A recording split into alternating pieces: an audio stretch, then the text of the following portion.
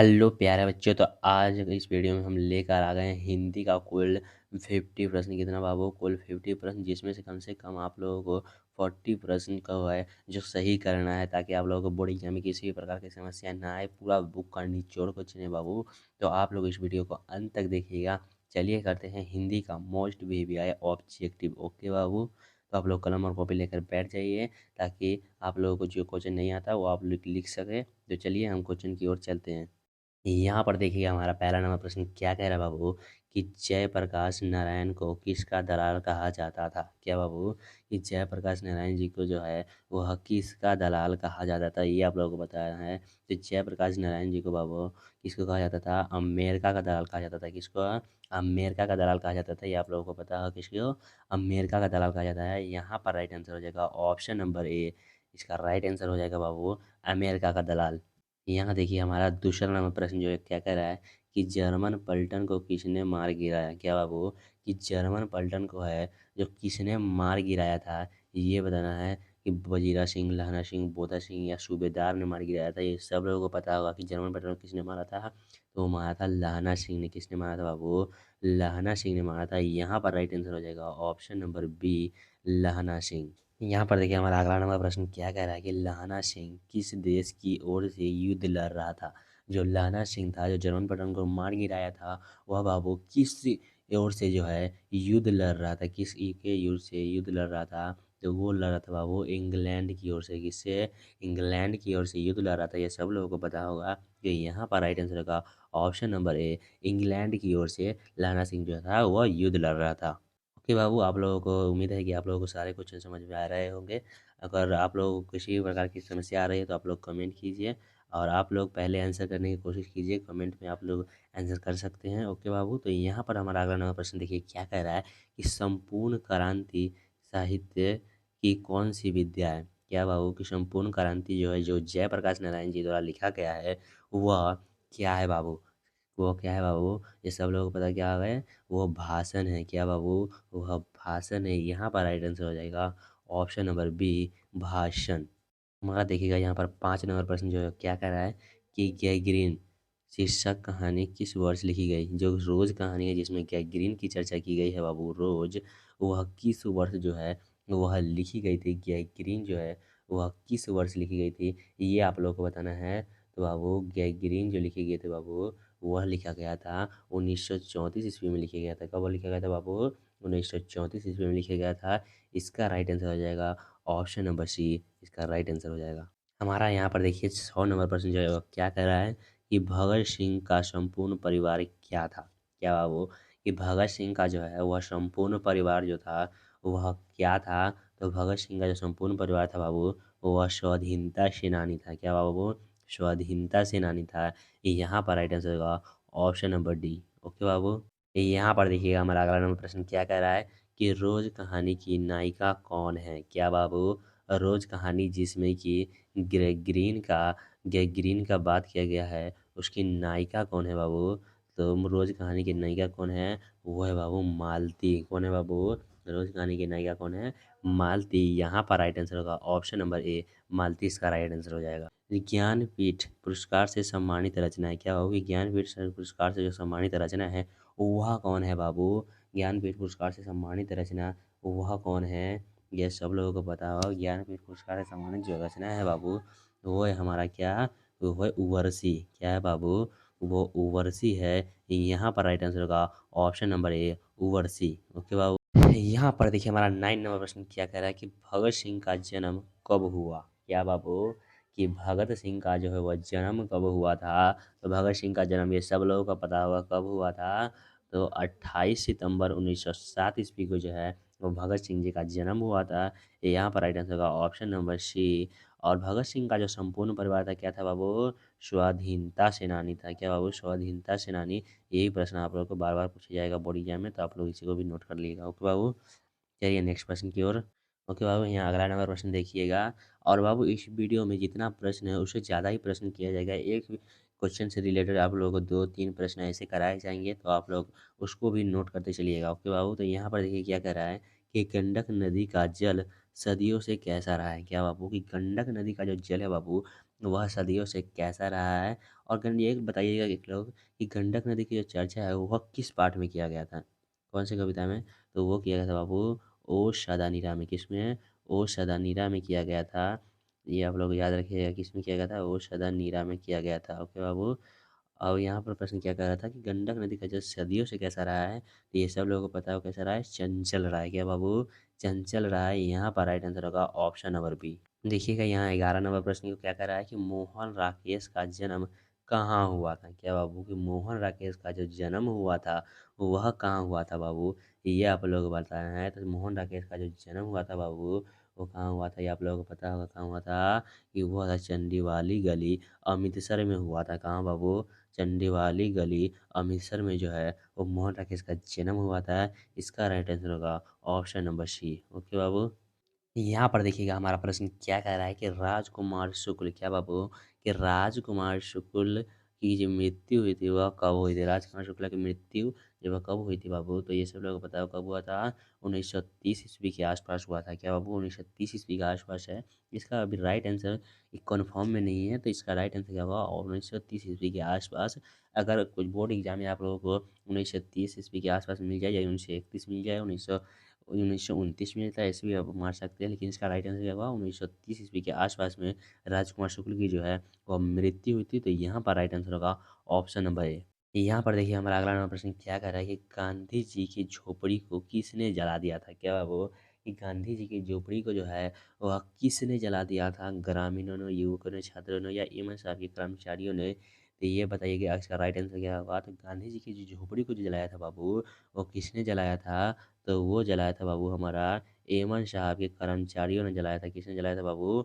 एमन साहब के जो कर्मचारियों ने जला दिया था। तो यहाँ पर राइट आंसर का ऑप्शन नंबर डी। यहाँ पर देखिए हमारा 14 नंबर प्रश्न जो है वो क्या कह रहा है कि एक लेख और एक पत्र में भगत सिंह ने किसको पत्र लिखा था? क्या बाबू? कि एक लेख और एक पत्र में जो है वो भगत सिंह ने किसको पत्र लिखा था? ये आप लोगों को बताना था। तो ये वो लिखा था बाबू हमारा सुखदेव को पत्र लिखा था। किसको लिखा था बाबू? वो लिखा था सुखदेव को पत्र लिखा था। यहाँ पर राइट आंसर होगा ऑप्शन नंबर ए। यहाँ पर देखिएगा हमारा अगला नंबर प्रश्न क्या कह रहा है कि सिपाही की माँ कौन है? क्या बाबू? इस सिपाही की जो माँ है बाबू वह कौन है? ये सब लोगों को पता होना चाहिए सिपाही की माँ कौन है। ये सभी लोगों को पता होना चाहिए कि सिपाही की जो माँ है बाबू वो है बिशनी। कौन है बाबू? वो है बिशनी जो है बाबू वो सिपाही की माँ है। ये सब लोगों को पता है। तो यहाँ पर राइट आंसर होगा ऑप्शन नंबर बी। बिशनी इसका राइट आंसर हो जाएगा। ओके बाबू। यहाँ पर देखिए हमारा अगला नंबर प्रश्न क्या कह रहा है कि वाद विवाद संवाद क्या है? क्या बाबू? कि वाद विवाद संवाद जो है वह क्या है बाबू? तो वाद विवाद संवाद जो है वह है बाबू आलोचनात्मक निबंधों का पुस्तक। क्या है बाबू? आलोचनात्मक निबंधों का पुस्तक है। ये आप लोग याद रखिएगा। यहाँ पर राइट आंसर होगा ऑप्शन नंबर ए। यहाँ पर देखिएगा हमारा अगला नंबर प्रश्न क्या कह रहा है कि 1955 ईस्वी में परिवेश सम्मान किसे प्राप्त हुआ था? क्या बाबू? कि 1955 ईस्वी में जो है वो परिवेश सम्मान किसके प्राप्त हुआ था? तो वो हुआ था हमारा बाबू किसको? तो वो हुआ था ओम प्रकाश वाल्मीकि को हुआ था। किसको बाबू? ओम प्रकाश वाल्मीकि जी को जो हुआ था वो परिवेश सम्मान प्राप्त हुआ था। तो यहाँ पर राइट आंसर होगा ऑप्शन नंबर सी। यहाँ पर देखिए हमारा अगला नंबर प्रश्न क्या कह रहा है कि भरत जी श्रीवास्तव किसका मूल नाम है? क्या बाबू? कि भरत जी श्रीवास्तव किसका मूल नाम था? तो वो था बाबू हमारा किसका? तो ये आप लोगों को पता हो किसका? और मल्ल्या जी का। किसका बाबू? मल्ल्या जी का नाम था भरत जी श्रीवास्तव। ओके बाबू। तो इसका राइट आंसर होगा यहाँ पे ऑप्शन नंबर सी। देखिएगा 19 नंबर प्रश्न को ध्यान से कि हंसते हुए मेरा अकेलापन कब प्रकाशित हुआ था? क्या बाबू? कि हंसते हुए मेरा अकेलापन जो था वह कब प्रकाशित हुआ था? ये आप लोगों को बताना है। तो हंसते हुए जो अकेलापन है वो किसका है बाबू? पहले सेव दिएगा। तो हंसते हुए मेरा अकेलापन जो है बाबू वह मल्ल्या जी का है। क्या बाबू? मल्ल्या जी का है। मल्ल्या जी का है हंसते हुए मेरा अकेलापन। और यह कब प्रकाशित हुआ था? तो यह प्रकाशित हुआ था बाबू हमारा क्या वो 1982 ईस्वी में। कब हुआ था बाबू? 1982 ईस्वी में जो था यह प्रकाशित हुआ था। क्या वो 1982 ईस्वी में? तो इसका भी राइट आंसर क्या हो जाएगा? ऑप्शन नंबर बी इसका राइट आंसर होगा 1982। यहाँ देखिएगा हमारा अगला नंबर प्रश्न क्या कह रहा है कि तिरिक्त शीर्षक कहानी के लेखक के पिताजी कितने साल के थे? क्या बाबू? कि तिरिक्त शीर्षक कहानी के जो पिताजी थे, तिरिक्त कहानी के शीर्षक के जो लेखक थे उनके पिताजी कितने साल के थे वो आप लोग को बताने हैं। तो वो कितने साल के थे बाबू? ये सब लोगों को पता था। वो कितने साल के थे? वो 55 साल के थे। कितना के बाबू? 55 साल के थे। यहाँ पर राइट आंसर होगा ऑप्शन नंबर बी, 55 साल के। यहाँ 21 नंबर प्रश्न को ध्यान से देखिए क्या कह रहा है कि जायसी ने अपनी आंखों की तुलना किससे की? ये सब लोगों को पता नहीं कि जायसी ने जो थे वो अपनी आंखों की जो तुलना थी वो वह किससे किया था? तो वो किया था बाबू हमारे दर्पण से किया था। किससे किया था? दर्पण से किया था। यहाँ पर राइट आंसर होगा ऑप्शन नंबर ए, दर्पण से। यहाँ पर देखिएगा अगला नंबर प्रश्न क्या कह रहा है कि उदय प्रकाश का जन्म कब हुआ था? क्या बाबू? उदय प्रकाश जी। उदय प्रकाश जी ने क्या लिखा था बाबू? तो उदय प्रकाश जी लिखे थे बाबू तिरिछ लिखे थे। क्या? तिरिछ पाठ को जो है उदय प्रकाश लिखे थे। और उदय प्रकाश का जो जन्म हुआ था बाबू तो ये आप लोगों को बता देते हैं कब हुआ था। 1952 ईस्वी में। 1952 ईस्वी में जो तिरिछ जी के जो उदय प्रकाश जी है उनका जन्म हुआ था। यहाँ पर राइट आंसर होगा ऑप्शन नंबर ए। अब देखिए अगला प्रश्न क्या है कि गध का विकास किस काल में हुआ? क्या बाबू? कि गध का जो विकास है बाबू वह किस काल में हुआ था? तो गध का जो विकास हुआ था बाबू वो किस काल में हुआ था ये आप लोगों को पता होगा। तो गध का जो विकास हुआ था बाबू वो हमारा आधुनिक काल में हुआ था। तो बाबू आधुनिक काल में हुआ था ये आप लोग याद रखिएगा। यहाँ पर राइट आंसर होगा ऑप्शन नंबर डी, आधुनिक काल में। यहाँ पर देखिए हमारा 24 नंबर प्रश्न क्या कह रहा है कि जे कृष्ण मूर्ति किस रूप में देखे जाते हैं? कि जे कृष्ण मूर्ति जो है बाबू वह किस रूप में जो है वह देखे जाते हैं? अच्छा बताइए कि जे कृष्ण मूर्ति जी ने क्या लिखा था? तो जे कृष्ण मूर्ति जी ने लिखा था बाबू, लिखा था वो शिक्षा पाठ लिखे थे। क्या बाबू? शिक्षा जो है वह जे कृष्ण मूर्ति जी लिखे थे। और जे कृष्ण मूर्ति जी का जन्म कब हुआ था? तो वो हुआ था बाबू 1995 ईस्वी में। कब हुआ? 19 नहीं, अब 1895 ईस्वी में हुआ था। और इनकी मृत्यु हुई थी बाबू 1900 कितना में 86 ईस्वी में इनकी मृत्यु हुई थी। ये आप लोग नोट कर देते चलिएगा। और क्या बोले जे के कृष्णमूर्ति जी के किस रूप में देखे जाते थे? तो वो देखे जाते थे बाबू महामनीषी के रूप में। किसमें? महामनीषी के रूप में देखे जाते थे। ये भी आप लोग याद रखिएगा। तो यहाँ पर राइट आंसर होगा ऑप्शन नंबर ए। यहाँ बाबू एक प्रश्न से दो दो तीन प्रश्न कराए जाएंगे तो आप लोग उसको भी नोट करते चलिएगा। और यहाँ पर देखिएगा आठवां प्रश्न हमारा क्या कर रहा है कि प्रेम के पीर के कवि कौन है? क्या बाबू? कि प्रेम के पीर के जो कवि है वह कौन है? तो वो है हमारे बाबू कौन? तो ये सब लोगों को पता होगा ये मालिक मोहम्मद जायसी जी है। कौन बाबू? मालिक मोहम्मद जायसी जी जो है वो प्रेम के पीरा के कवि हैं। और आप लोग बताइएगा कि मालिक मोहम्मद जायसी की जो मृत्यु जो हुई थी वह कब हुई थी? तो बाबू मालिक मोहम्मद जायसी की जो मृत्यु थी बाबू वह हुआ था क्या बाबू 1548 ईस्वी के आसपास में हुआ था। क्या बाबू? 1548 ईस्वी के आसपास में हुआ था। ओके बाबू, इसको नोट करते चलिएगा। ओके बाबू, अगले से प्रश्न की ओर चलते हैं। यहाँ पर देखिएगा हमारा 26 नंबर प्रश्न को क्या कह रहा है कि सूरदास किस भाषा के कवि हैं? क्या बाबू? कि सूरदास जी है वह किस भाषा के कवि हैं? तो सूरदास जी हमारा किस भाषा के हैं? तो ये ब्रज भाषा के, आप लोगों को पता होगा किस भाषा के हैं? ब्रज भाषा के। ओके बाबू, ब्रज भाषा के। और सूर सागर किसी का भी एक कविता लिखा गया है कि सूर सागर भी ये लिखे हुआ है। क्या बाबू? सूर सागर एक पाठ है वो भी इन्हीं लिखे लिखा गया है। ये भी आप लोग नोट करते चलिएगा। एक सूर सागर पाठ है ये इन्हीं ने लिखा था। और ये किसके पूज्य थे बाबू? तो ये श्री कृष्ण जी के पूज्य थे। कि बाबू श्री कृष्ण भगवान के जो थे यह पूज्य थे। ये भी आप लोग नोट करते चलिएगा। ओके, यहाँ पर देखिएगा हमारा 27 नंबर प्रश्न क्या कह रहा है कि सूर सागर के कवि आप लोग को अभी बताएं कि सूर सागर के कवि कौन थे? तो वे थे हमारे बाबू सूरदास। कौन थे बाबू? सूरदास। आप लोगों को अभी तुरंत बताएं कि कौन थे? तो सूरदास थे। ये आप लोग याद करते चलिएगा। तो यहाँ पर राइट आंसर होगा ऑप्शन नंबर बी। ये देखिए हमारा 28 नंबर प्रश्न क्या कह रहा है कि तुलसीदास के दीक्षा गुरु कौन थे? क्या बाबू? अब बात होती है तुलसीदास की। तो तुलसीदास का जो जन्म हुआ था बाबू वो हुआ था 1543 ईस्वी में। और इनकी मृत्यु हुई थी बाबू, क्या हुआ था बाबू? 1623 ईस्वी में। ये आप लोग नोट करते चलिएगा। अब पूछ रहा है कि तुलसीदास के जो दीक्षा गुरु थे बाबू, तुलसीदास के दीक्षा गुरु वो कौन थे? तो वो थे बाबू नरहरिया दास। कौन थे हमारे? नरहरिया दास थे। यहाँ इसका राइट आंसर होगा ऑप्शन नंबर डी। और तुलसीदास जी का एक पाठ जो लिखा हुआ है बाबू वो क्या है ये आप लोगों को याद करना है। तो वो है हमारा बाबू कौन? तो तुलसीदास जी जो एक पाठ लिखे थे बाबू उसका नाम था क्या? गीतावली। क्या था बाबू? गीतावली उसका नाम था। ये आप लोग याद रखिएगा कि गीतावली जो है ये भी तुलसीदास जी के द्वारा लिखा गया है। यहाँ देखिएगा हमारा अगला नंबर प्रश्न क्या कह रहा है कि रामचरितमानस निम्न में से क्या है? कि रामचरितमानस क्या बाबू?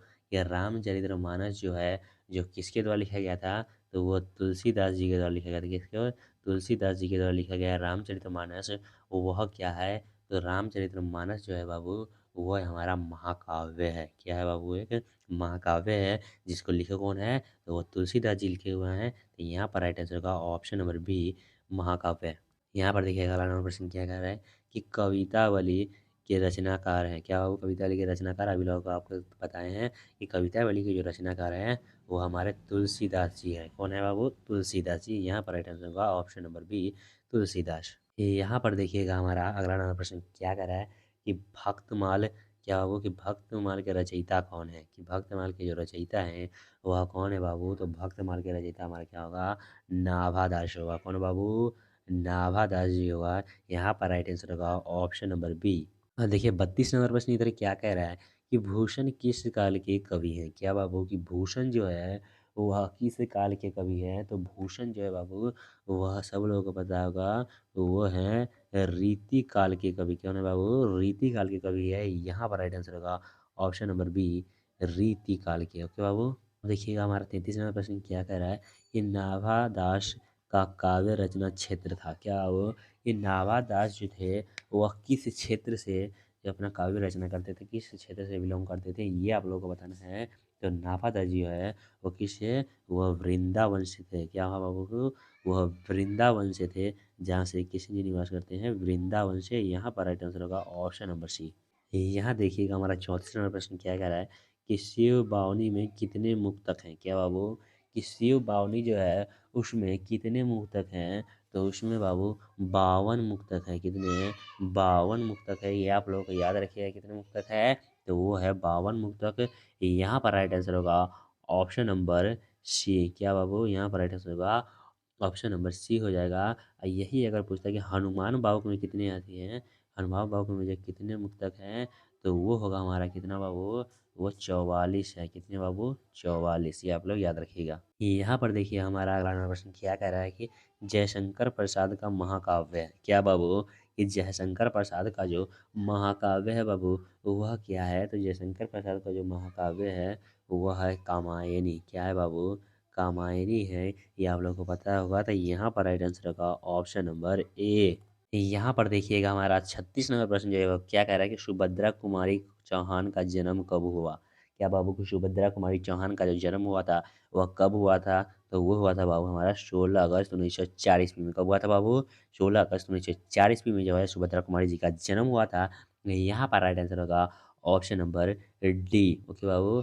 इनकी जो मृत्यु हुई थी वह कैसे हुई थी? तो वह हुआ था बाबू कार दुर्घटना में। क्या बाबू? कार दुर्घटना में हुआ था। ये आप लोग याद रखिएगा, कार दुर्घटना में। क्या बाबू?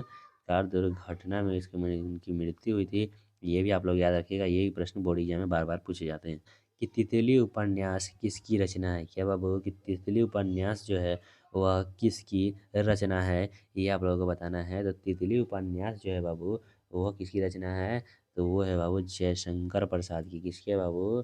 जयशंकर प्रसाद जी की रचना है। यहाँ पर राइट आंसर होगा ऑप्शन नंबर बी। अगला नंबर प्रश्न यहाँ पर देखिए क्या कह रहा है कि कवियों के कवि किन्हें कहा गया है? ये सभी लोगों को बताना चाहिए कि कवियों के कवि जो कहा गया है बाबू, वो किसे कहा गया है? तो वो कहा गया है शमशेर बहादुर सिंह के। क्या बाबू? शमशेर बहादुर सिंह का जो है कवियों के कवि कहा गया है। तो यहाँ पर राइट आंसर होगा option number A, Shamsher Bahadur Singh. के 39 नंबर प्रश्न ध्यान से क्या कह रहा है कि गुलामी का नशा नामक नाटक के लेखक कौन है? क्या बाबू? ये गुलामी का नशा नामक नाटक का जो रचनाकार है बाबू, वह कौन है? तो वो है बाबू हमारा ठाकुर लक्ष्मण सिंह। कौन है बाबू?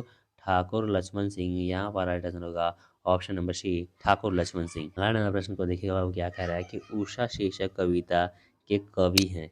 कि बाबू की उषा शीर्षक कविता के जो कवि हैं वह कौन है? तो उषा शीर्षक कविता के जो कवि हैं बाबू वह कौन है? ये सभी लोगों को पता होना चाहिए कि उषा उषा शीर्षक कवि कौन है? वह है बाबू शमशेर बहादुर सिंह। कौन है बाबू? शमशेर बहादुर सिंह। यहाँ पर राइट आंसर होगा ऑप्शन नंबर ए। अब देखिएगा अगला नंबर प्रश्न हमारा क्या कह रहा है कि हिंदी के में अनुशासिक वर्णों की संख्या जो है वह कितनी है बाबू? कि हिंदी में अनुशासिक वर्णों की जो संख्या है वह कितनी है? तो वो है बाबू 5। कितनी है बाबू? 5। यहाँ पर राइट आंसर होगा ऑप्शन नंबर डी 5। अब देखिए अगला प्रश्न क्या कर रहा है कि दो पदों का योग किस में होता है? क्या बाबू? कि दो पदों का जो योग होता है वह किस में होता है? वर्ण में, समास में, संधि में या अव्यय में? ये आप लोगों को बताना है। तो दो पदों का समास, दो पदों का क्या होता है बाबू? दो पदों का होता है बाबू हमारा समास होता है। यहाँ पर राइट आंसर होगा ऑप्शन नंबर बी। देखिएगा 43 नंबर प्रश्न को कि देश विदेश शब्द कौन सा समास है? क्या बाबू? कि देश और विदेश शब्द कौन सा समास है? तो वो हमारा द्वंद्व समास आता है। क्या बाबू? द्वंद्व समास में कैसे कि रात दिन, क्या बाबू? कि रात दिन, आज कल, ऐसा कोई शब्द हो तो उसको हम बोलते हैं बाबू द्वंद्व समास बोलते हैं। ओके बाबू? जैसे कि दो कोई वर्ड है और दो कोई वर्ड के बीच में जो ऐसा वाला एक प्रकार आ जाता है तो उसको हम द्वंद्व समास कहते हैं। ओके, तो यहाँ पर राइट आंसर होगा ऑप्शन नंबर डी। यहाँ पर देखिएगा हमारा 44 नंबर प्रश्न कि विद्यासागर शब्द कौन सा समास है? क्या बाबू? कि विद्यासागर शब्द जो है वह कौन सा समास है? तो विद्यासागर समास हमारा बाबू तत्पुरुष होगा। क्या बाबू? तत्पुरुष, ये राइट आंसर होगा ऑप्शन नंबर ए। यहाँ पर देखिएगा हमारा प्रश्न मुहावरे से है कि दाने दाने को तरसना मुहावरे का अर्थ है। क्या बाबू? कि दाने दाने को तरसना मुहावरे का जो अर्थ होता है वो होता है बाबू भूखमरी की स्थिति, खाने को नहीं रहना, ऐसे कोई भी बात हो तो उसको कहते हैं भूखमरी की स्थिति, दाने दाने को तरसना। यहाँ पर राइट आंसर होगा ऑप्शन नंबर ए भूखमरी की स्थिति। है कि खून पसीना एक करना मुहावरे का अर्थ है। क्या बाबू? कि खून पसीना एक करना मुहावरे का अर्थ क्या होता है? तो वो होता है बाबू बहुत परिश्रम करना। क्या होता है बाबू? बहुत ही परिश्रम करना खून पसीना एक करने के बराबर है। तो यहाँ पर राइट आंसर होगा ऑप्शन नंबर सी। 45 नंबर प्रश्न क्या कह रहा है कि दूषित शब्द का विलोम है। क्या बाबू? कि दूषित शब्द का जो विलोम है वो क्या होता है बाबू? तो ये प्रश्न हम आप लोगों को अपलोड भी किए हुए थे क्वेश्चन के जरिए, पोस्ट के द्वारा हम आप लोगों को दिए हुए हैं कि दूषित शब्द का जो विलोम होता है बाबू वो होता है स्वच्छ। क्या होता है बाबू? आप लोग अगर पोस्ट हमारा देखते हैं तो आप लोगों को पता होगा कि दूसरे शब्द का विलोम क्या है। वो है स्वच्छ, जो हम आप लोग 4 दिन पहले इस प्रश्न को अपलोड किए हुए थे तो आप लोगों को पता होगा दूसरे शब्द का विलोम क्या है। वह स्वच्छ है। यहाँ पर राइट आंसर होगा ऑप्शन नंबर ए। यहाँ देखिए हमारा अगला नाम प्रश्न क्या कह रहा है कि सरकार का विलोम होगा। क्या बाबू? कि सरकार शब्द का जो विलोम होगा वह क्या होगा? तो सरकार शब्द का विलोम होता है हमारा वो निराकार। ये आप लोगों को पता होगा, ये होगा निराकार। यहाँ पर राइट आंसर होगा ऑप्शन नंबर ए। सारे प्रश्न को ध्यान से करते चलिएगा। सारे प्रश्न बोर्ड लेवल प्रश्न है ताकि आप लोगों को बोर्ड एग्जाम में किसी भी प्रकार की समस्या जो नहीं आए, क्योंकि 4 दिन नहीं बचा है। तो आप लोग एक भी प्रश्न को मिस नहीं कीजिएगा ताकि आप लोगों को बोर्ड एग्जाम में किसी भी प्रकार की समस्या नहीं आए। आप लोग इस वीडियो को अंत तक देखिए और लास्ट में बताइए कि आप लोगों को कितने प्रश्न जो है वह सही कर पाए, खुद से सही कर पाए, ये आप लोगों को बताना है। तो यहाँ पर देखिए 49 नंबर प्रश्न क्या करें कि बाल कृष्ण भट्ट के पिता पेशों से क्या थे? तो बाल कृष्ण भट्ट के जो पिता थे बाबू वह क्या काम करते थे? तो वो थे बाबू व्यापारी थे। क्या थे बाबू? व्यापारी। यहाँ पर राइट आंसर होगा ऑप्शन नंबर बी। यहाँ पर देखिए हमारा 50 नंबर प्रश्न क्या कह रहा है कि दलविहीनी लोकतंत्र किसका मूल्य उद्देश्य है? कि दलविहीनी लोकतंत्र जो है बाबू वह किसका मूल्य उद्देश्य है? तो वो किसका मूल्य उद्देश्य था बाबू? वह मार्क्सवादी तथा लेनिन का था। किसके बाबू? मार्क्सवादी तथा लेनिन का मूल्य उद्देश्य था। तो यहाँ पर राइट आंसर होगा ऑप्शन नंबर ए। इसका राइट आंसर हो जाएगा ऑप्शन नंबर ए। ओके बाबू? तो आप लोग बताइएगा कि आप लोगों को क्या बाबू कि आप लोगों को जो है वो 50 में से कितना प्रश्न जो है वह सही कर पाए हैं, ये आप लोगों को बताना है कि 50 में से जो कितना प्रश्न आप लोग सही कर पाए हैं ये आप लोगों को बताइएगा। और तब तक के लिए मिलते हैं अगले वीडियो में, तब तक के लिए जय हिंद।